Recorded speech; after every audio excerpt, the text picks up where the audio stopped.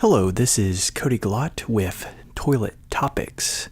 In today's episode, I will be reviewing Star Wars Rebels Season 4, and the two episodes that we're going to be talking about are Jedi Knight and Doom. So, this is kind of like the season, mid-season break that we took, and it's Star Wars Rebels is now returning. So, let's kind of jump into the first episode that we got today, and first, we kind of open up and we see Kanan. He's kind of, he's seeing that wolf kind of in his mind, and he tells Ezra pretty much, I want you to lead the mission to save Hera, because Kanan feels like he has too much feelings for her to have a clear judgment on a clear plan. Then we kind of jump over. We see Hera being tortured by Governor Price. She's using different methods, from like electrocution to the robot probes to try to get the information on where the rebel fleet is. And of course, Hera's not really giving that up. And then we kind of jump to Thrawn in that scene as well, where he's kind of talking about the artifact that is really special to Hera. And, I really recommend, if you haven't read it, go read Thrawn by Timothy Zahn in the new canon. I haven't read his old stuff. I heard those are great as well, but the new canon has a great book where it has the rise of Thrawn, and it really adds to the character. Let's see. We kind of also jump over back to, what their plan is actually going to be to get Hera out of there. And what they come up with is kind of to make these gliders, because they look like Lethal bats. I like how everything on this planet's called Lethal cats, Lethal wolves, Lethal bats. I'm waiting for a Lethal walrus, or a Lethal parrot or something. It's kind of funny. But so they come up with these gliders because they look similar to these Lethal bats. And then we kind of cut to a scene where Kanan's cutting his ponytail and shaves, and he almost gets a sense of like this is who he was before he kind of left the Jedi ways. I mean, I know he's been a Jedi, but, when we kind of see him at the beginning of the season, he doesn't really want to get involved. And also in, Star Wars New Dawn, it kind of shows him, before the series, and how he, left the Jedi way, and, he's not really focused on that anymore. And then we jump to a scene where it's Thrawn and Tarkin talking, and Tarkin's kind of talking about Krennic and his his secret project, and Thrawn's pretty much saying like his Defender project is more important, and he's going to go see the Emperor in Coruscant, which I thought was very interesting. And this kind of leads to the part in the episode where Kanan's talking like it's almost like the end, and, spoiler alerts, for this entire thing that I forgot to mention at the beginning, but, Kanan does, pass away, and he kind of sacrifices himself, at the end there. But what I found really interesting, I mean, that really hit me, because, this is the end, you don't see Kanan in, A New Hope, so, these heroes might not make it to the end of the season. And how he went out, he sacrificed himself to save Hera and Ezra and Sabine get away. But one of the key things that happened was when Price fires upon him and destroys that fuel depot.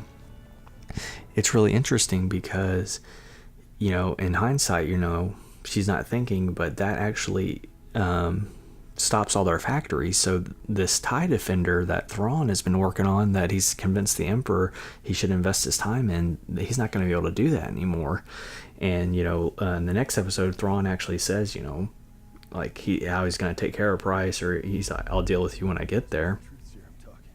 And it's just kind of interesting that even though he passes away, which was a strong and powerful moment, and just a really sad moment, honestly. He's able to save his friends, and he does what a Jedi is supposed to do, is help people, and he's selfless, almost like a monk kind of mentality, where it's like, it's not me that's important, it's you and everyone else. And then we kind of transition into the next episode.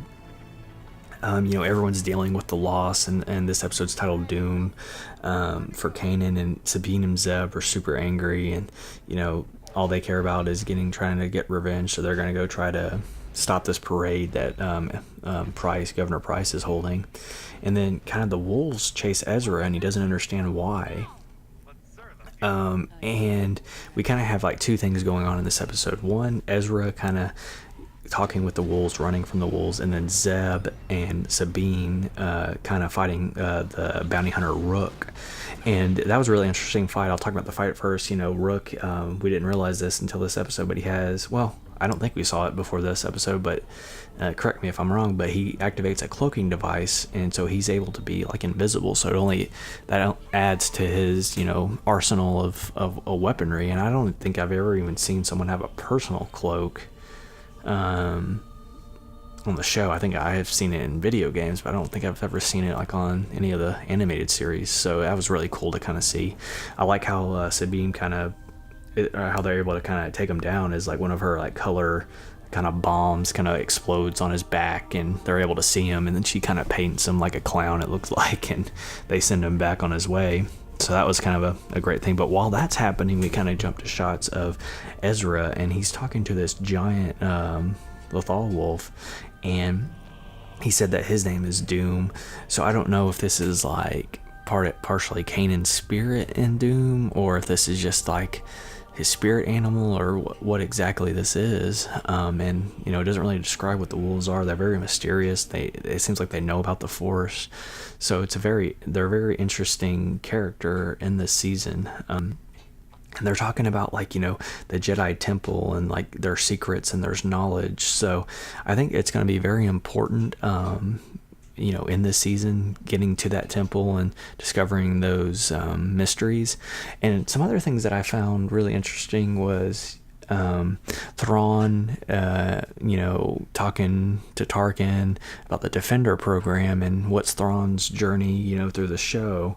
Is he going to survive, or is he kind of going to be done? So it's really interesting. I'm looking forward. I think there's already rumors that we're going to see the Emperor this season. It seems like a likely thing. I don't know if we'll see Darth Vader, or if we ever get the fate of Ahsoka. I'm really excited though. There's not many more episodes left, so if you enjoyed it, let me know like what you maybe didn't like about it, if you thought like it was a little slow. But I thought this the coming back from the break, it kind of had two very strong episodes, a lot more action the first one, and then kind of a lot more kind of like story building or going on in the second episode. So I think there's going to be some pretty good payoffs, and I'm just hoping it's not too sad like Revenge of the Sith style, where we're not really, none of our heroes kind of move on, or we'll see if they turn evil or what's their fate. We know General Syndulla and Chopper and the Ghost survive at least until Rogue One, but beyond that we're not sure. So I hope we get some good answers, and